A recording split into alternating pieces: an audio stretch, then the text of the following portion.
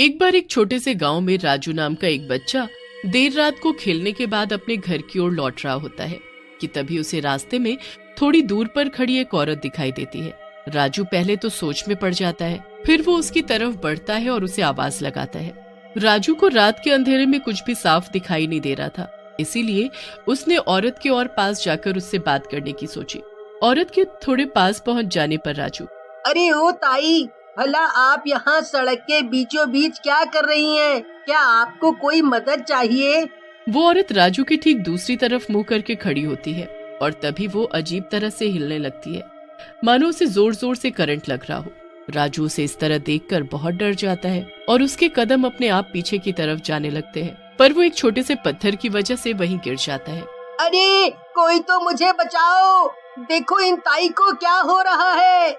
तभी वो औरत रुक जाती है और राजू की तरफ मुंह कर लेती है। उस औरत का मुंह इंसान का नहीं बल्कि एक चूहे का होता है। राजू बहुत ज्यादा घबरा जाता है। इसके पहले कि राजू खुद को संभाल पाता, उसके बगल में एक और औरत आ जाती है। जब राजू अपनी दूसरी तरफ देखता है तो वो भौचक्का रह जाता है, क्योंकि उसके बगल में खड़ी औरत का सर एक कछुए का होता है। कुछ ही पल में उसके अगल बगल ऐसे कई भूत खड़े होते हैं जिनके शरीर तो इंसानों जैसे होते हैं, पर उनके सर किसी न किसी जानवर की तरह। अरे भला ये क्या हो रहा है? मैं कौन से भूतों के चिड़ियाघर में आ गया हूँ भला? मुझे तो कुछ भी समझ नहीं आ रहा। अरे कोई बचाओ। तभी चूहे के सिर वाली चुड़ैल राजू को कहती है, अब तुम्हें कोई नहीं बचाएगा राजू, और ना ही तुम्हारी आवाज कोई सुन पाएगा। अब हम तुम्हें एक ऐसी जगह ले जाएंगे जहाँ तुम्हें हमारे ही जैसे कई और लोग मिलेंगे।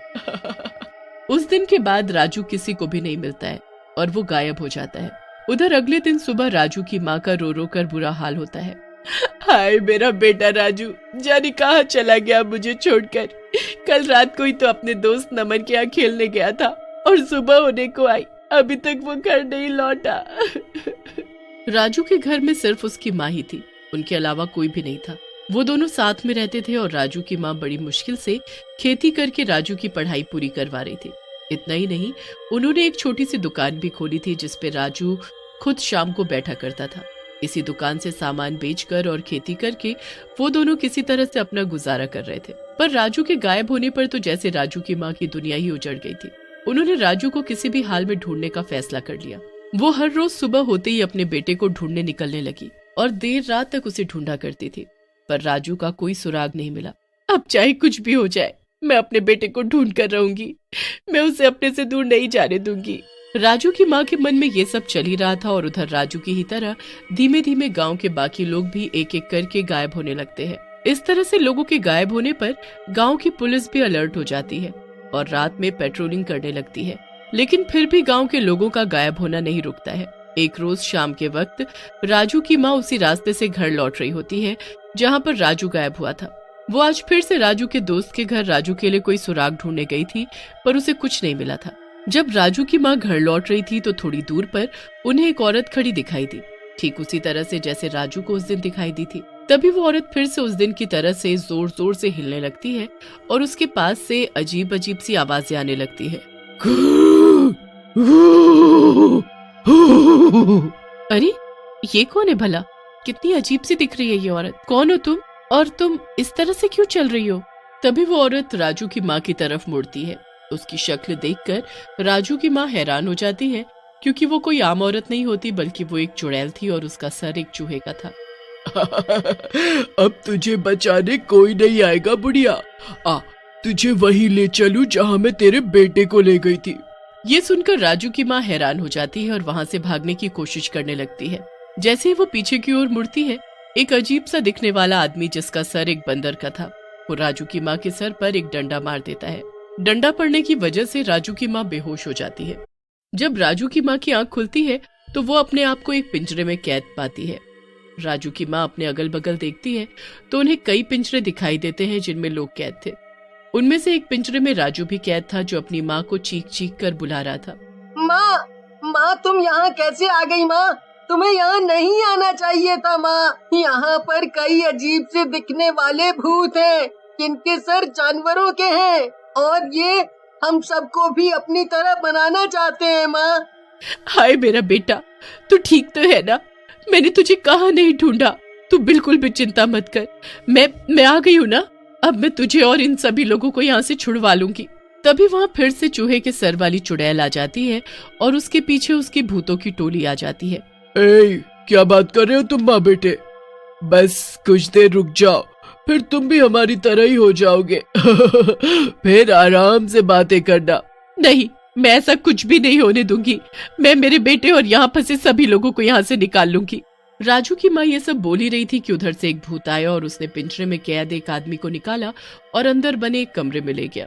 वो आदमी डर के मारे जोर जोर से चिल्ला रहा था, बचाओ बचाओ, कोई मुझे बचाओ, ये तुम मुझे कहाँ ले जा रहे हो? मगर उसकी किसी ने नहीं सुनी। पिंजरे में कैद बाकी सब लोग इस भयंकर मंजर को देख रहे थे, पर सब बहुत मजबूर थे।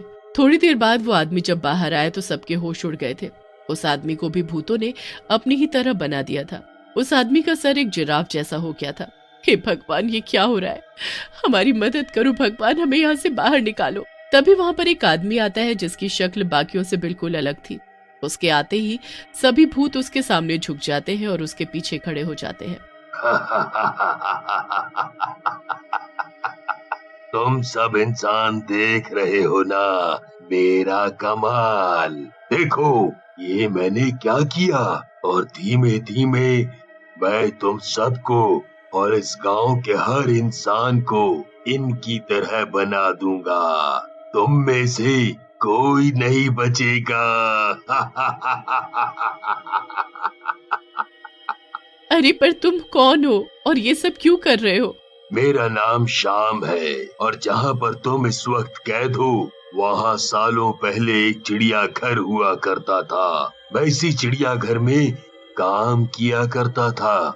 मुझे यहाँ पर रहने वाले सभी जानवरों से बेहद प्यार था, पर यहाँ के मालिक इन जानवरों पर बेहद अत्याचार करते थे ताकि वो तुम लोगों का मनोरंजन कर सके। मैं इन सब जानवरों को आत्मनिर्भर बनाना चाहता था। मैं चाहता था कि ये अपनी लड़ाई खुद लड़ें। इसीलिए मैंने इन्हें इंसानों की शक्ति देने का फैसला कर लिया। मैंने एक एक करके इस चिड़ियाघर में काम करने वाले हर आदमी को पकड़कर उस पर एक्सपेरिमेंट करके उसके शरीर को इन जानवरों को दे दिया। तेरे सपने कभी सच नहीं होंगे श्याम।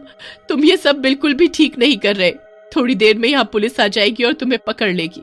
श्याम उनमें से एक भूत की तरफ इशारा करता है और वही चूहे के सर वाली चुड़ैल राजू की माँ को पिंजरे में से निकालने के लिए आगे बढ़ जाती है। तभी वहाँ पुलिस आ जाती है और उन्हें चारों ओर से घेर लेती है।